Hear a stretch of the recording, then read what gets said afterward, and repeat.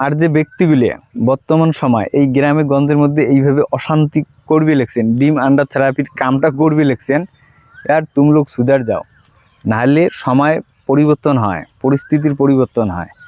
ফির কোনো দিন দেখা যাবে বিজেপি হারি গেল, ফির তোমার সাথে ওই রকম ধরি ধরি ডিম থেরাপি হবে। তো কী দরকার আছে জীবনটাকে এইভাবে অশান্ত করে তুলবে? তোমরা ঘুষ দিছি নি বা কে, ও ভ্যান চুত হ্যাই চুতিয়া।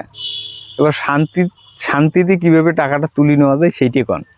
तुम ये करो ना कि आके बोलो कि ये बंदा इतना पैसा लिया हमारा, इस वजह से, और आप नहीं दे रहा है, नहीं तो हम उसको डीम थेरेपी करेंगे उसके ऊपर।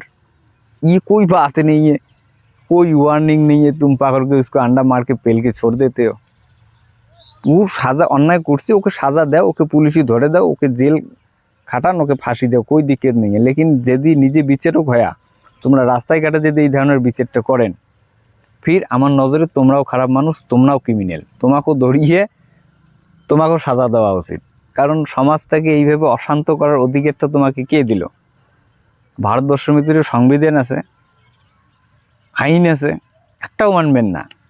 নিজে বিচারক হয়ে কারো মাথার অর্ধেক চুল ছাড়ে দিবে নেকছেন, কাকো ডিমে দিয়ে ঢেল বানাচ্ছেন, কাকো ন্যাংটা করে নিয়ে বের ফেলেছেন, কাকো বা ওর পরিবারের সামনে পিঠ ফেলেছেন। ক্যা है मतलब, क्या समझते हो? इतना भी गुंडागर्दी ठीक नहीं है।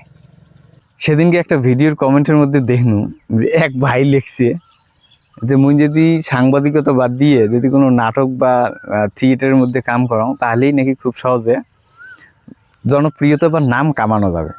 হয় রে সাসমে, মোর ভিডিও কি নাটকের মতো লাগে? তো ভাই যদি নাটকের মতো যদি হয়, তো নাটক মনে করি দেখো না, সবশেষে নাম কামানোটাই হচ্ছে বড় কথা। ঠিক আছে, কমেন্ট করার জন্য তোমাকে ধন্যবাদ। আর আমার ভিডিওটা দেখবে। রাজ্যের মধ্যে তোমার না জানে না মোটামুটি যে অভিষেক ব্যানার্জি আর মমতা ব্যানার্জি এনডিএ জোটের উদ্দেশ্যে দিল্লি গেছে। এবার এই দিল্লি যাওয়ার এই সুযোগে বাড়িতে ফাঁকা, এই ফাঁকা বাড়িতে সিবিআই এবার করছে রেড। এটা নিয়ে বর্তমান নিউজে চলছে। আর সিবিআই এর রেড সম্বন্ধে মোটামুটি তোমরা সবাই জানেন। এই যে বিজেপি সরকারটা ক্ষমতায় আসছে হাতে, দেশের মধ্যে সিবিআই রেটের শেষটা আর হয় না, রেটের পর রেট, রেটের পর রেট মারিয়েছে। এটাও লক্ষ্য করবেন যে যেটা দেয় রেট মারে, ও কয়দিন পরে ওই ব্যক্তি দিয়ে বিজেপির যোগদান করে। কিছুদিন আগত অরবিন্দ কেজরিওয়াল সিবিআইতে ধরে নিয়ে গেল জেলে।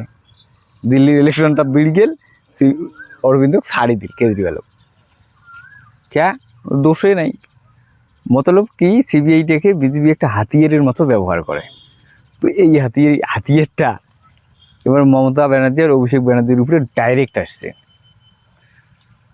দেখা যাক এরা কীভাবে প্রতিক্রিয়া দেয়। ঠিক আছে, ধন্যবাদ, ভালো থাকবেন। আর কোনো ধরনের হিংসের মধ্যে নিজেকে জড়াবেন না।